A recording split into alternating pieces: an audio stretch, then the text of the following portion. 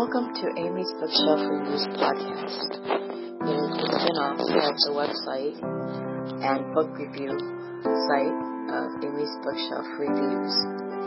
Amy's Bookshelf Reviews podcast is about book reviews, a writer's muse, a book's peruse, author interviews, and literary news. Welcome to the new year, where new things may happen with this. I hope you all enjoy, and thank you for listening. Good evening, listeners. I'm Amy, and welcome to Amy's Bookshelf Reviews podcast. Today we are joined by an author. Please introduce yourself and let the audience know how they can connect with you. Hello, Amy. Thank you for having me. My name is Elaine Griffin. My book is Shadows of Pleasure Gardens, regarding robberies and resources. You can connect with me at ElaineMaryGriffin.com or ElaineMaryGriffin_author on Instagram. Great. So, how many books have you written and published? I have one that is published, and I've written several others. I'd say 2 others finished novels, and then I'm working on another one as well. Well, congratulations on your debut novel. Thank you. So what made you kind of start writing, or have you always written? I'd say I've always been a writer. I was definitely a reader when I was younger, and that inspired my interest in writing. Huh. Well, I'm glad for you and sharing your work with the world. It sounds like it was the right thing to do, and you obviously have a talent for it. I've read your work, so I am very glad to have you on today's show. So, well, thank you. I appreciate you saying that.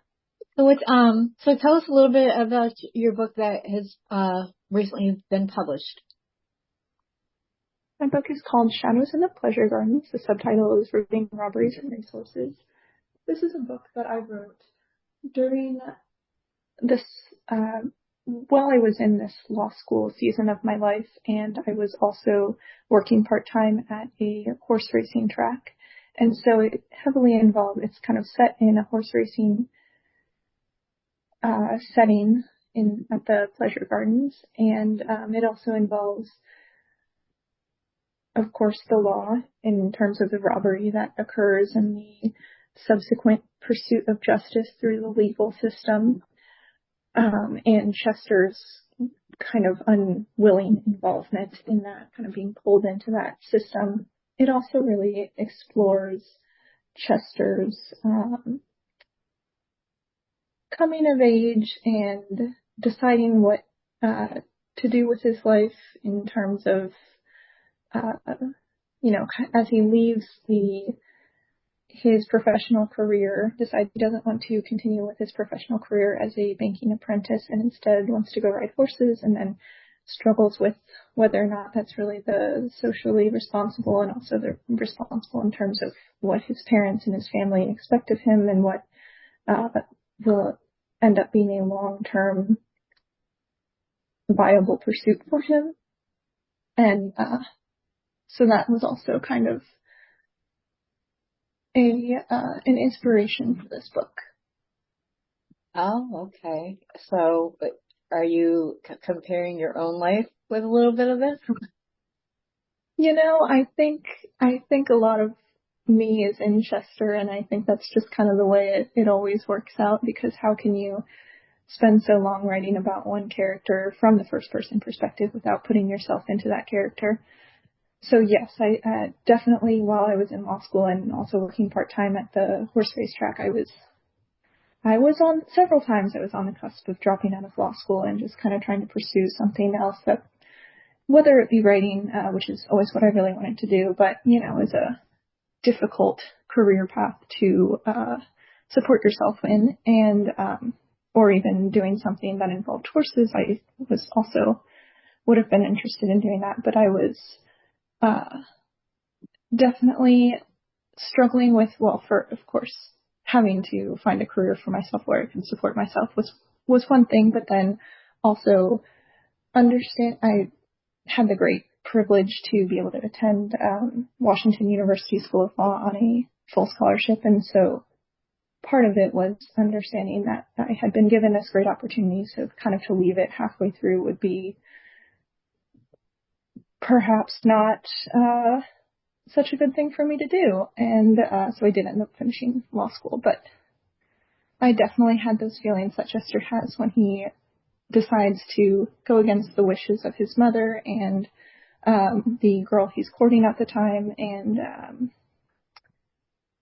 kind of flirt with the idea of doing just horse racing full time. And I think that a lot of people could probably relate to Chester. I mean, one, because, it's coming from you, and you were in a place where you could see what, what your path, what you wanted to be, what you thought they should be, and I think that a lot of us throughout our lives, we try to figure out what path we're on, just because we were, one thing in our 20s, and, then we end up being a different person in our 30s, and so on and so on. And I can definitely relate to trying to figure out what you needed to do to, put food on the table and a roof over your head, especially if you had a family, and then also being able to do something that you love to do. So, like, I'm an author too, so when but I spend most of my time helping other authors, and sometimes mine just kind of gets put on the sidelines, and I don't promote myself as much as others, but that's just what I love to do. I like to help other people. So I understand that, there are days when you're like, oh, I'm not going to do this anymore. And then take a breath, and however you get yourself to calm down and not be so frustrated, then you kind of can, look at your life and who you want yourself to be, and not what you think how other people want you to be. So this was definitely one of those books that I could relate to. And you said that you worked at a racetrack. When you were writing the book, even though you had experience with it, did you have to do any research just to make sure that you got things down or anything like that? Yes, I did do some research, of course, just about what was horse racing like in 1818 is when this book is set, and kind of in the surrounding years, and in Pennsylvania. So I certainly did some research in that, and then just in general about what was going on in that time. And a lot of what my research entailed was actually reading books that were written in that era, and just kind of reading what people were thinking, what they were doing back then, and what things existed and what things didn't exist back in that era. So that is what a lot of my research entailed. I will say this is not based on a true story or anything like that, so there wasn't that research that needed to be done, and all of these characters are completely made up, and any correlation with real people or events is completely coincidental.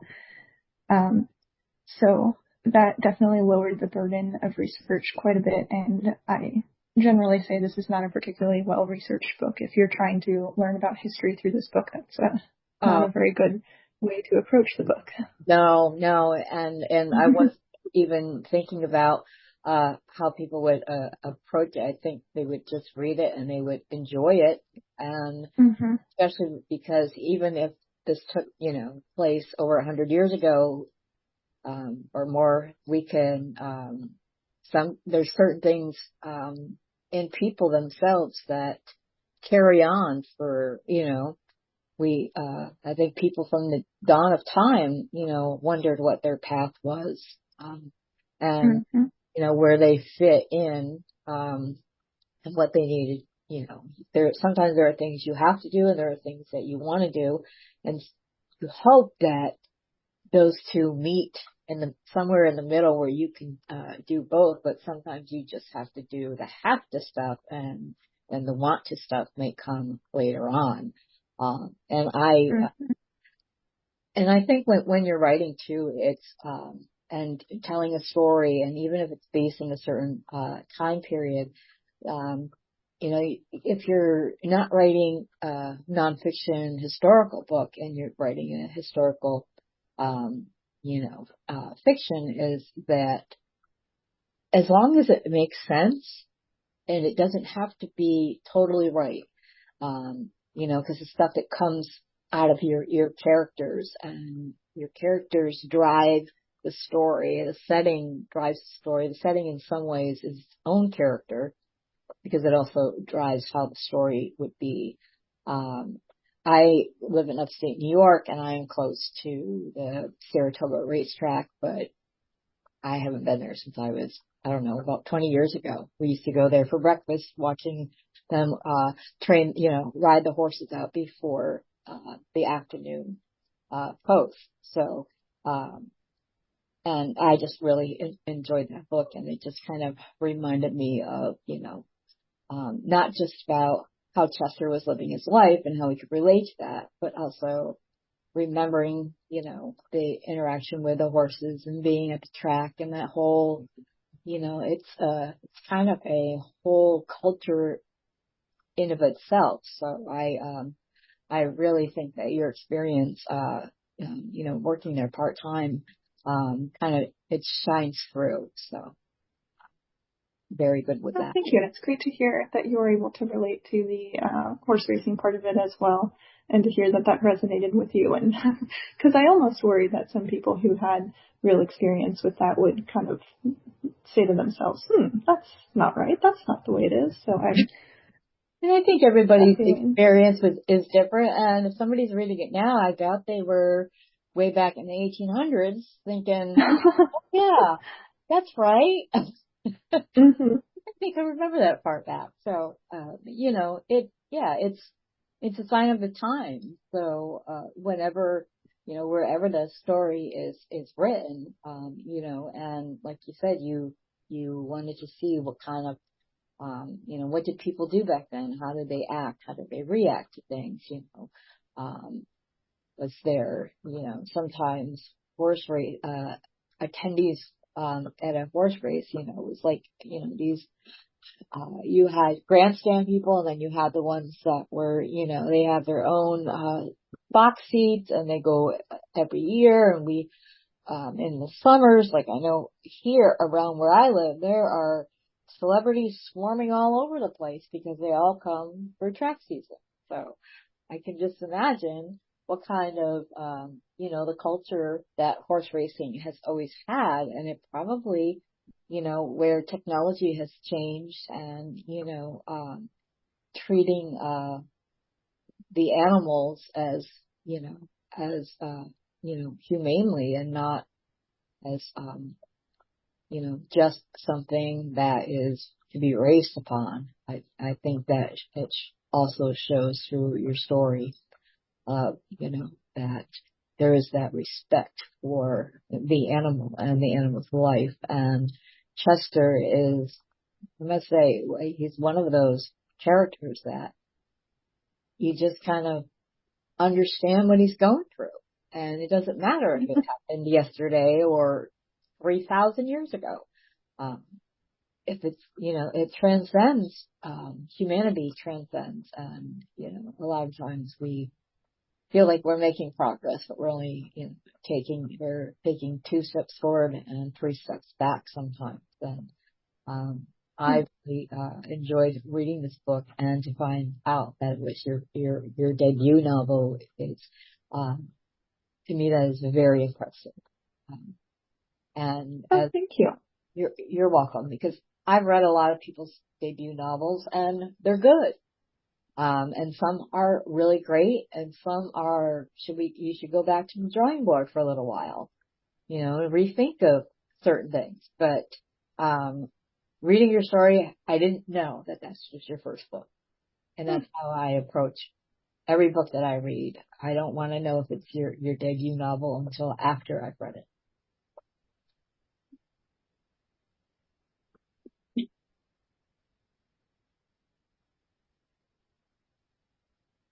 So you say you have some another book you're working on. You have a couple of novels that haven't been published. Are you thinking about publishing them? Yes, well, I would love to continue to publish novels if possible. I have two that I've previously written, and I've kind of, sent them around, tried to get them published, but didn't really have any luck with those. So they may or may not ever see the light of day. And then I have another that I'm working on now, and maybe I'm halfway through with it, but we shall see with that one as well. Whatever happens, whatever becomes of it. So do you have a heavy schedule where like do you make time for your writing, or is it just when you get an idea you sit down and write? I do attempt to make time for writing every day, and it's not the sort of thing where I get struck with inspiration and then I write nonstop for several days or weeks until the project is finished. It's more of a thing where I do have a list of working ideas for things that I can go to next if I ever do end up finishing this book.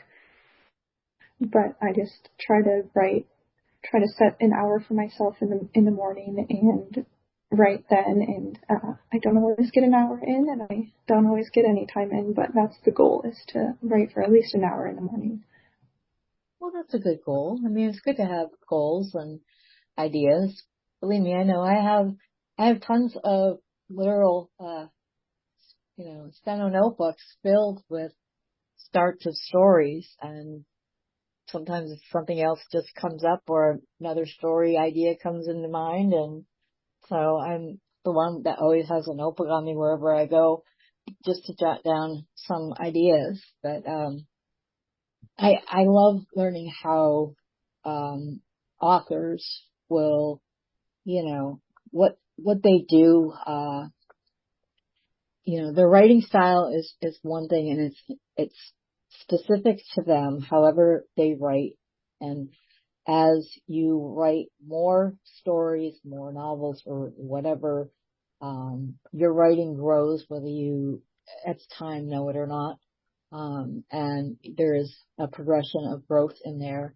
When you do write, do you have you have to have a certain, I don't know, I'll say a writing mood or like environment that, helps you, do you play music or does it have to be quiet? That kind of thing. No, usually it's pretty early in the morning, so it's right when I wake up and I just open up my computer and go to my Google Docs that I'm working on and start typing. So usually it's pretty quiet and I'm alone, and maybe it's even dark outside still. It's, I would say it's not so much about the mood, and perhaps that's why I sometimes have trouble getting it done, but it's not, I don't need anything particular for it to be conducive to writing. I just kind of force myself to.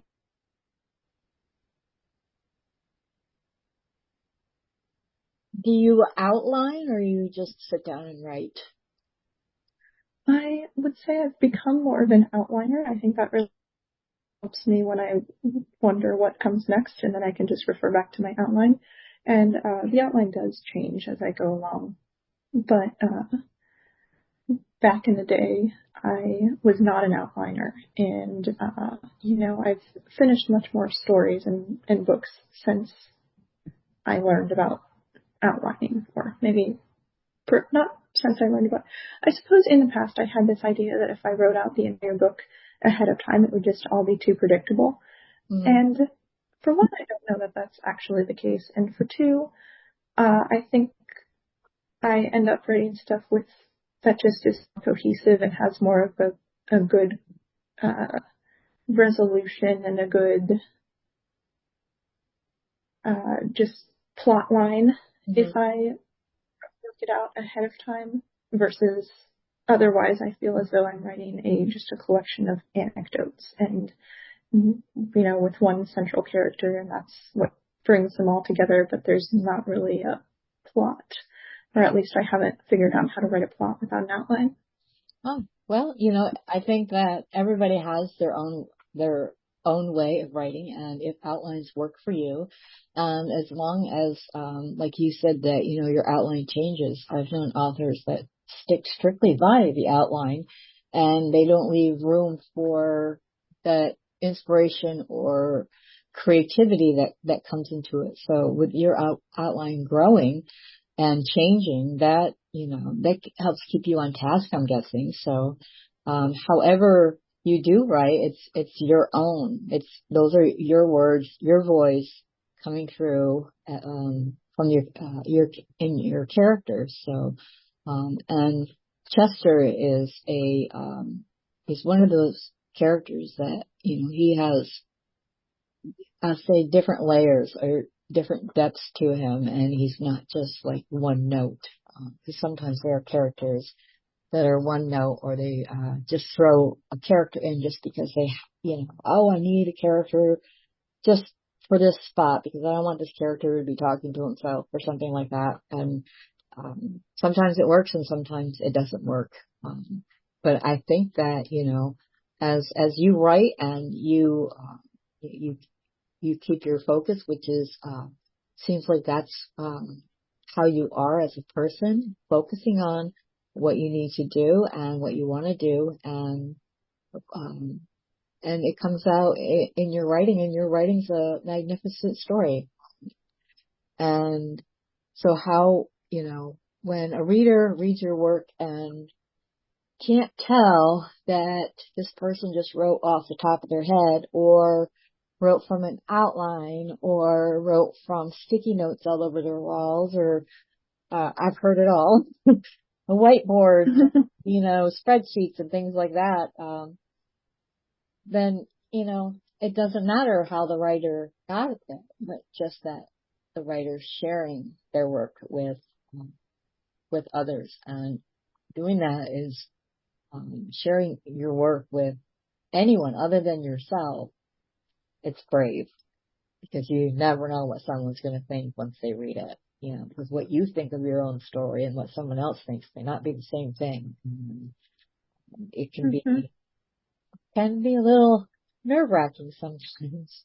When somebody's supposed to be reading your work and you're trying to wonder what they're going to think about it. So, but definitely, your words come out beautifully, and you tell a magnificent story, and you can tell that there's a passion in your writing. And from reading, thousands of books over the years, well, I've been a reader since I was a kid, and I started writing once I learned how to write. But even before then, I like to talk and tell stories, make up my own versions of stories that I would read. And over the years, I can tell if someone is just writing in a way to make it, okay, it's a story, but it's technically and grammatically correct, but there's nothing behind it. There's no passion. There's just words on a page, and it makes you think that the writer didn't care what they were writing. They just wanted it to be perfect. And life isn't perfect. If it was, it would be extremely boring, just like any story. So Well, that's a good way to look at it. And, some people just, authors, some think they're competing with each other, but really the only person they're competing with is themselves in the last book that they wrote. But I am just thrilled that you let the world see this, read this book, and I hope that any audience here will pick up that book on the shelf. And in my books, or in this podcast description, I'll have a link to where they can purchase your book and any information that can go back to you. And do you have any, so you published your first book. How did you publish your first book? Well, all the credit really goes to my mother for this. She was my first reader and the editor all of of this book. And so, I kind of showed it to her and I said, here's my book, you can read it. And of course she was very sweet about it and said she liked it a lot.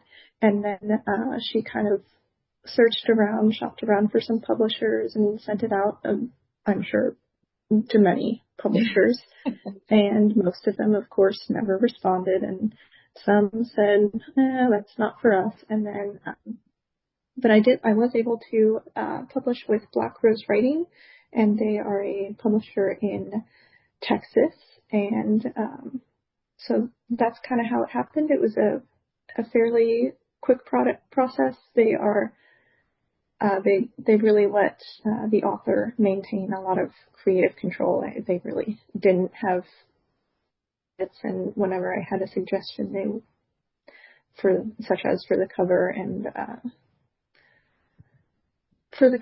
formatting and all of those things, they pretty much went with my idea, which was nice, although a little bit disconcerting because I would imagine they have more, well, of course they have more experience than I do and probably would be better at it than me, but it was great to maintain most of that creative control.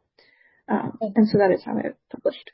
And that's great because I've actually I read a lot of authors that are from that publisher, and they pretty much all say the same thing. I have some contacts with publishers, and just in that way, if someone comes to me and says I'm looking for a publisher, there's certain ones that I'll say go to try first, and they're on my list that I point people to, and rest is up to them. But yeah, there's a lot of it is very hard to find a publisher, and then when you do find one that allows the author to have at least some creative control in there. I mean, you want to be able to control your work. You want to be able to say, oh yes, that cover looks great, or it doesn't fit the story. You want to be able to speak your mind and not just have them think, oh no, this is the way it's going to be, take it or leave it. So, so I think that, that for one, I know it is a good publisher, and though I do not have any affiliation with them except for referrals and reading for their authors. So,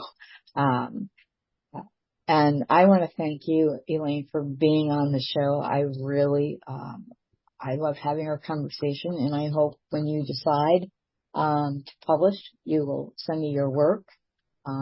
You can also, if you just need someone to be a beta reader for you, I do that also.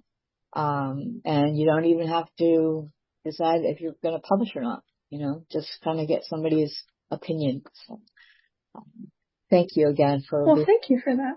You're welcome. And thank you for being on the show. If you or your book, or if you wish for you or your book to be on the show, go to amysbookshelfreviews.com/podcast. Thank you for listening. Be safe, be well, and always be kind. Thank you for listening to Amy's Bookshelf Reviews. If you are looking to be on the podcast or looking for a book review, you can go to amysbookshelfreviews.com and look for the appropriate navigational menu.